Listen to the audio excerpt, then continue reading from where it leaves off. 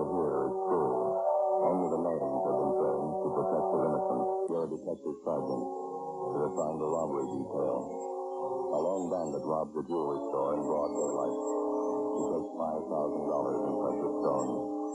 He's reckless. He's well armed. Your job? Get him. Dragnet, the documented drama of an actual crime. For the next 30 minutes, in cooperation with the Los Angeles Police Department, we will travel step by step on the side of the law through an actual case transcribed from official police files. From beginning to end, from crime to punishment, Dragnet is the story of your police force in action. It's Tuesday, December 2nd. We're still in Los Angeles. We were working a day watch at a robbery detail. My partner's Ben Romero. The boss is Captain Gideon. My name's Friday. It was 1:48 p.m. when I got to the basement of the city hall. The car came. No, over here. Yeah, right. Hi, yeah. This is Douglas, is that right? Yeah. Better take Beverly Boulevard out, huh? Right. Want to get the radio? Yeah, all right. No report yet? No, he got away on foot. He headed down 6th Street after the holdup. Lost his belt in the crowd. Better watch it there. Oh, yeah. How'd the thief work it? Did it store? There's not much to tell. He walked in the store at the right time, pointed a gun, grabbed a tray full of diamond rings, and walked out. $5,000.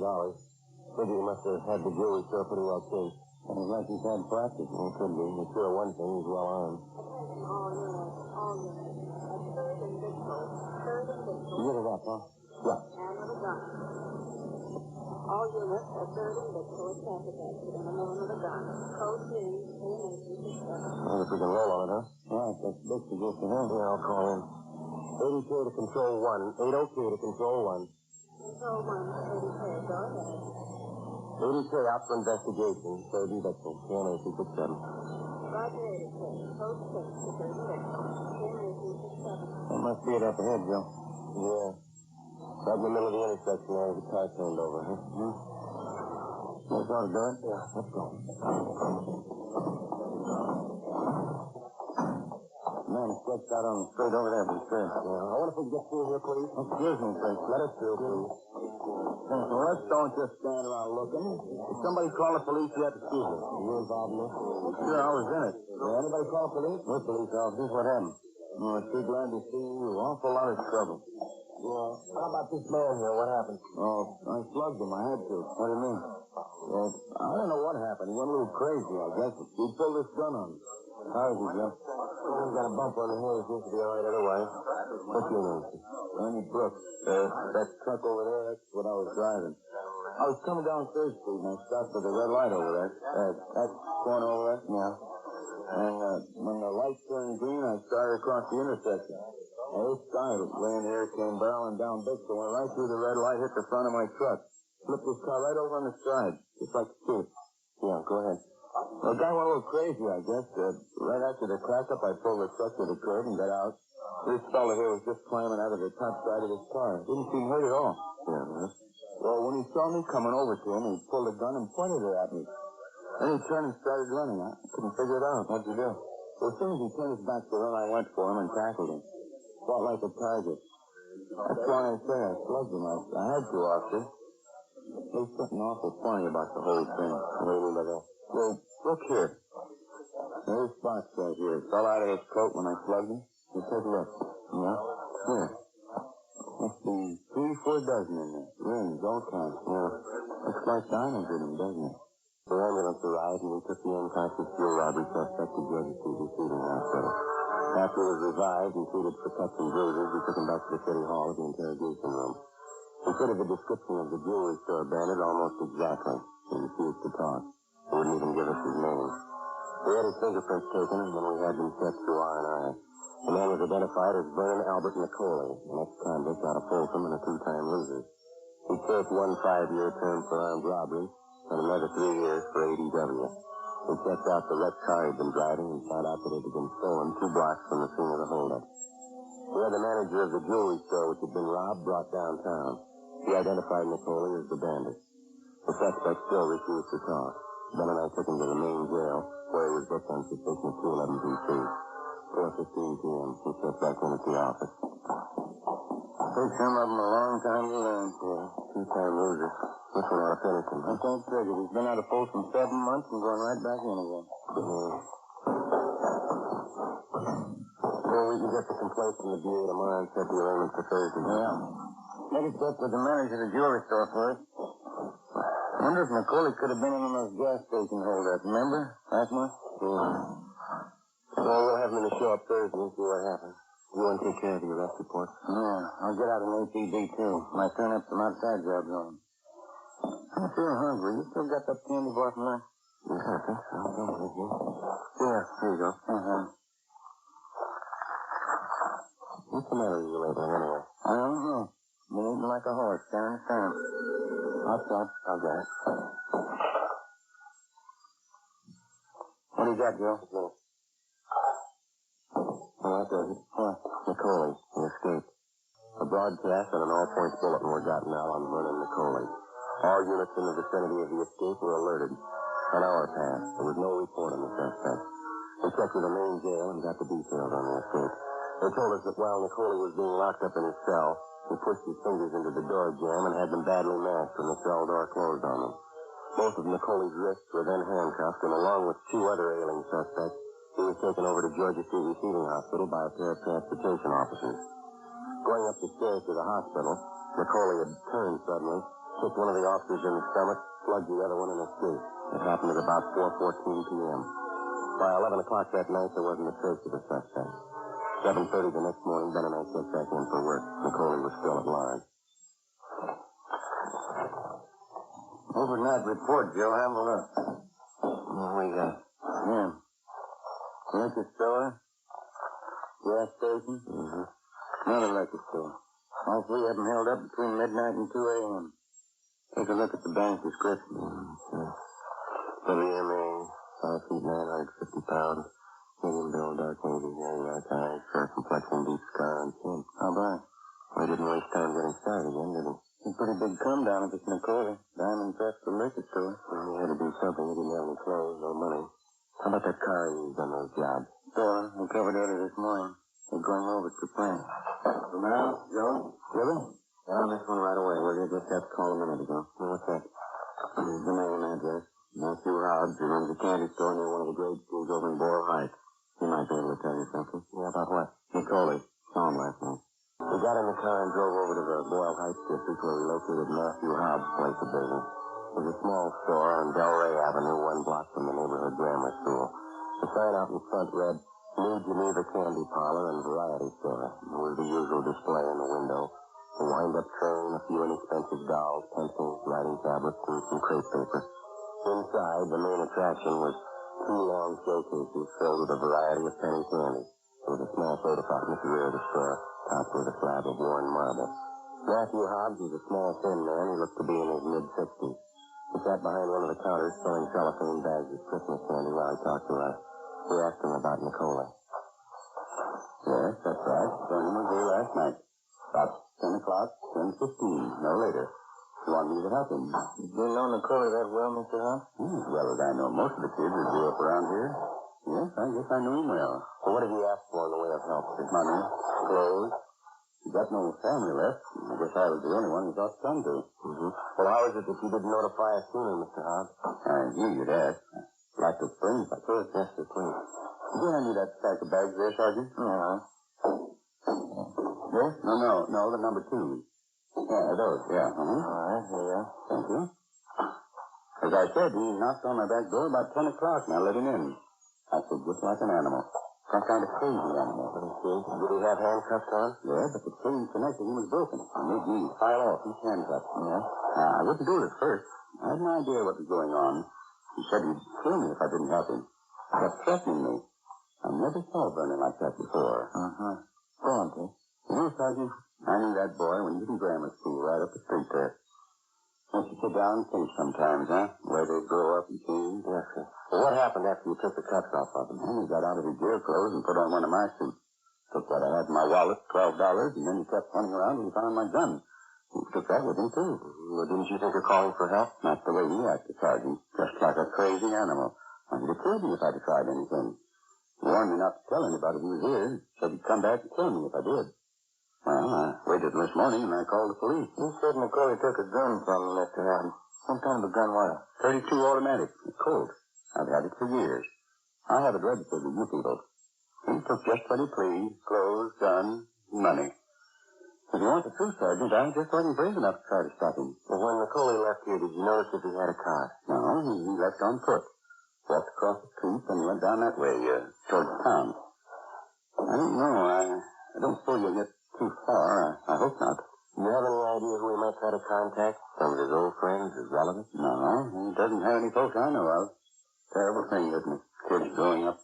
The way they change, like McCauley. I can understand them when they're kids. 100 of them come through here.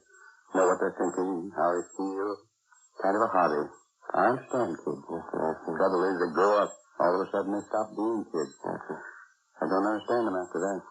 After we left the candy store, we went back to the office and got out a supplementary APB containing a description of the suspect's clothing and the gun that he'd stolen.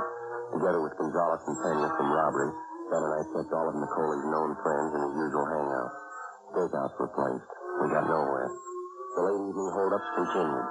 Each of the victims identified McCauley as the bandit. He used the same M.O. in each case. They worked only on the weekends, Friday, Saturday, and Sunday nights. He'd steal a car, pull 3 holdups in the same general area within an hour, abandon the car in the same area, and then disappear. 2 weeks passed, and then a month. The weekend robberies went on.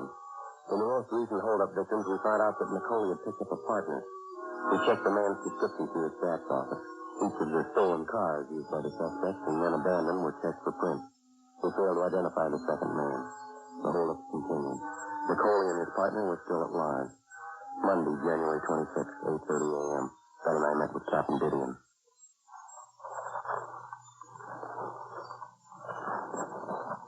What's the count, kid? He used 3 holdups Friday, 3 Saturday, 3 Sunday. He's proved his point. He's consistent. Now, when do you blow the whistle on him? We're doing everything that can be done. Stakeouts, extra units on duty. Not enough. The corner pocket wants some results. They want them fast. How about the times listed for the 3 pickups last night? They've been double-checked. Oh, correct. There's something else for you. Figure it out. What is it, Joe? Oh, it's here. The drugstore out in West Hollywood robbed at 11:14 p.m. Yeah? All right, now this one. Coffee shop out in the valley. Robbed at 11:21 p.m. Both of them the same M.O., same everything. Well, it doesn't trade you. They couldn't have made it from the spot in West Hollywood out to the valley in 7 minutes. It's not possible. There's a report. Check it. I know, but how could they do it? Must be some way to work out the answer. There's got to be. I can give you the shortcuts now. McCauley, find him. Another 2 weeks passed, and then 2 weeks more. Besides the extra men and units put in service on weekends, 2 dozen separate stakeouts were established in areas where we figured McCauley and his accomplice would strike. Didn't help much. The holdups continued. There was only one difference. The description of the bandit didn't jive anymore. We still didn't have an answer to the superhuman speed that the 2 gunmen seemed to show and robbing victims at widely separated points, all within a short period of time. We stayed on it. Friday, February 21st. Ben and I took our turn on night stakeout in a vacant store on Sunset Boulevard. We were assigned to cover a drugstore and a bar directly across the street. We spent 2 weekends on the job. It was quiet. Nothing happened. The 3rd weekend was no different. One thing's for sure. We never have any luck picking stakeout. No, we didn't. This empty store must be the draftiest place in town. Well, it's always had worse. What time is that? Well, 5 past midnight. A little band over in the bar. Sure earn their money, don't they? Well, allowed anyway. Here, Beth. Have it up. Hey. Getting out of the car down the street there, see? Oh, yeah, they're heading for the bar. What do you think? Both got dark here.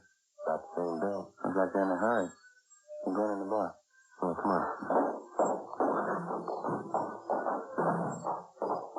Come on, we better hurry. That's it. Come on. All right, throw down the gun. Look out! Hold it! Throw down your gun. Now, come on, hands behind your head.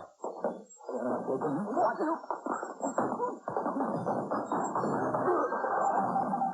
All right, hold it right there. Come on, on your feet. You all right, Ben? Yeah. You had a good punch. Hey, that's both of them. That wraps it up, huh? Well, you better look again. Huh? Neither one of them, Macaulay. Saturday, February 22nd. Ben and I took the two robbery suspects downtown to the city hall to the interrogation room. We checked them through R&I and found that they both had records for burglary and grand theft auto. The car that they'd been using that night had been stolen. After 2.5 hours of interrogation, one of the suspects, a P. Albanese, decided to break down and cooperate. 1 a.m., the interrogation room. I get something out of it, don't I? Helping you. You know, don't forget to help you when you get me in court. We'll see if they know about it, too. And be making our report. I want you through it. You would never should have went for it. Believe me, it won't happen again. Macaulay, he talked me out of it. Talked into what, Pete? Helping him out of his pickup. I was his partner in first one. After he broke through? Yeah, that's right. He came in here with a foolproof system, man. I was sucker enough to go for it. How long did you work with him? Just a couple of weekends. 3, 4, maybe. I didn't get along with him. No, nobody gets along with him. He's a little crazy, I think. Who's working with him now? Oh, I don't know. He's had 2, 3 different guys. I don't know who's with him. Say, Sergeant, can I have a drink of water, please? All right, I'll get you something.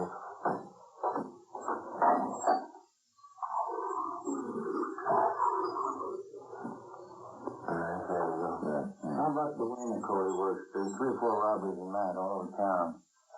A lot of guys working, that's all. You mean they all keep it the same way, huh? Yeah, sure. When I left him, I went on my own and picked up a partner and used their system. Pretty good one, huh?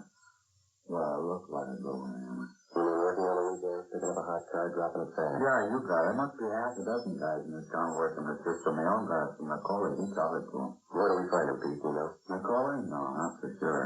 He's how it figures, you know. He doesn't live here in town. He only comes up for the weekend. He works Friday, Saturday, Sunday, and then he takes off again. Takes off for what? We're down by the border someplace, Palm City, you know, I'm not sure. You know, don't forget I'm helping you, huh? You'll let him know I cooperated. Yeah, we'll let him know, Pete. Now, when's the last time you saw Macaulay? Oh, it's been a month anyway. I never want to see him again. So this may help you, though. I know where his girlfriend stays. Yeah? You tell me on South Rampart, I can give you the address. He probably goes see her once in a while. Anyone else you can think of? No, that's about it. There won't be any pushover, Sergeant. Like I said, I think he's a little crazy. It's not going to be an easy one to take. Well, we'll give it a try. Oh, I mean it that way. He's wild, but you get him, I guess. Just one thing. Yeah.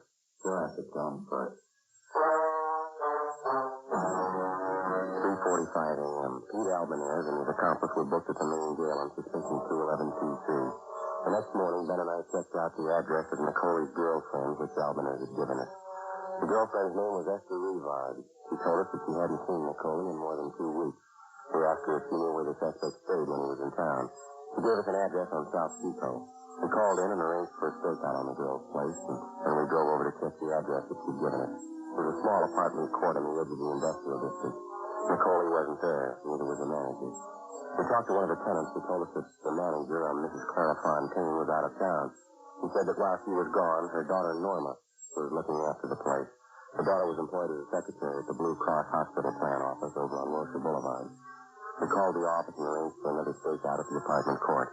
1:25 p.m. We located the landlady's daughter at the Blue Cross office on Wilshire and showed her Macaulay's mugshot. Yes, it's one of Mama's tenants, Mr. Reynolds. He's on bungalow 5. Anyone staying with him, Miss Fontaine? No one's registered with him, no. He has visitors, though. Is something wrong? Well, when did you see this man last? This morning. When I was leaving for work, he was outside working on his car. You just excuse me, please. Sure, go ahead. Blue Cross? Yes, sir? I see. No, just address the letter to Blue Cross Hospital Plan. You can send it to us here at the Wiltshire office. That's right. Well, you're welcome. Yes, sir. What was I going to say? You told us that you saw this man working on his car this morning. Oh, yes, he was parked right outside in front. I couldn't very well miss it. I'm going to tell Mama about it when she gets home. What's that, Miss? It was certainly strange because it's not that time of year. That's why I noticed it. What's that? He was changing the license plate on his car. Did you get the numbers? It's right here in my purse. 1:32 p.m. With the information furnished us by the girl, Ben got on the phone and called in a description of the suspect's car, together with the 2 sets of license numbers. with a 1941 Ford sedan, dark blue, white sidewall tires. Communications got out a broadcast and a supplementary APB on it. At 6 p.m., Ben and I relieved the men on a stakeout at Nicole's apartment. We waited. No sign of him. We checked with the office on the hour. No sign of the car. 10 p.m. Still nothing doing. 11 o'clock. Nothing. Gonzalez and Pena from robbery drove out and relieved us, and we headed back to the office. 11:26 p.m. What do you figure? I don't know. It's plugged every hole I can think of. Things due for a break, isn't it? Overdue. I could use some sleep. What is it? Right. Yeah, right away. Skipper? Hi, here's one to move on. Yeah? Carlson Beacon, southeast corner. What is it? Nicole's car, they got it spotted. 11:56 p.m. Ben and I drove to the vicinity of 12th and Beacon, where we checked with the men in Unit 80K who'd spotted the car. They'd gotten out a code 5 on it. The description matched perfectly. A 1941 Ford sedan, dark blue, white sidewall tires. The license number was one of those given us by the apartment manager's daughter that afternoon. Together with the two men in 86K, we staked out on the suspect's car at a distance. It was parked almost exactly in the middle of the block. About 20 feet behind it, a red and white delivery truck was parked. The street was fairly deserted. The only place of business open was a small corner bar at the far end of the block. 12:30. 1 a.m. No one came near the dark blue sedan. We waited. 2 a.m. The corner bar closed up. A man came out, got in the red and white delivery truck, and drove off. 2:30 a.m. The dark blue sedan was still sitting there. We kept waiting. Roger 59, code 7. Well, one way or the other, I wish he'd make up his mind. It's a long wait. Closer in here and it wasn't that vacant store. Better check and see if we're clear. Yeah, all right, I'll do it. 80K to control 1. 80K to control 1. Control 1 to 80K, go ahead. 80K to control 1. Are we clear? Control 1 to 80K, stand by.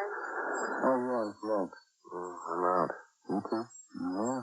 I guess we do without. Yeah. Control 1 to 80K, control 1 to 80K, you're cleared. Code 1 to MH67. 80K to control 1, Roger. KMH67. Hey, have a look, Joe. Just turn the corner. Where? Far end of the block, opposite side. Heading up this way. Yeah. You make out two of them there? Uh-huh. Two? They're passing by the sedan. Oh. No, they're... No. We're getting near, aren't they? Mm-hmm. Come on. Spotted us, Joe. They're getting out. All right, hold it there, both of you. Get down, Joe. Give it up to Coley. Behind that car. Mm-hmm. All right, hold it. Don't shoot, Joe. Throw out your guns, both of you. Harry, don't shoot. Throw out your gun. They'll kill it. Get it up, Harry. They'll kill it. Come on, throw them out. Don't shoot. Here's my gun. Don't shoot. One of them. Come on, Harry. They got it. Get up. That's two. Let's go. Yeah, careful. There's a gun. Don't shoot. I got my hands up. All right, keep them up. Okay, I will. Just don't shoot. I didn't use my gun. Harry did. I tried to tell him you heard me. You heard me. Said you should not to shoot. Check my gun. I didn't shoot at you. Come on. Get him out in front of him. I'll get you. All right. Come on, officer. Third time for me. All right, save it. Okay, Joe, you ready? Let's go. Please, huh? Give me a break. You picked the wrong time to cry, mister. Please, huh? This is the third time for me. I'm no good in there. You had your chances. You kicked them away. Let's make a deal, huh? I'm no good in jail. No good at all. You're no better out here. Let's go. Sorry you just heard was true. Only the names were changed to protect the innocent. On May 24th, trial was held in Superior Court, Department 87, City and County of Los Angeles, State of California. Vernon Nicole and his accomplices were tried and convicted on several counts of first-degree robbery.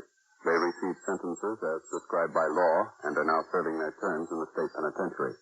First-degree robbery is punishable by a prison term of not less than 5 years, with a maximum life term. Ladies and gentlemen, the Red Cross has been asked by your government to help the nation mobilize for defense. You can help by giving generously to the Red Cross. You have just heard Dragnet, a series of authentic cases from official files. Technical advice comes from the Office of Chief of Police W.H. Parker, Los Angeles Police Department.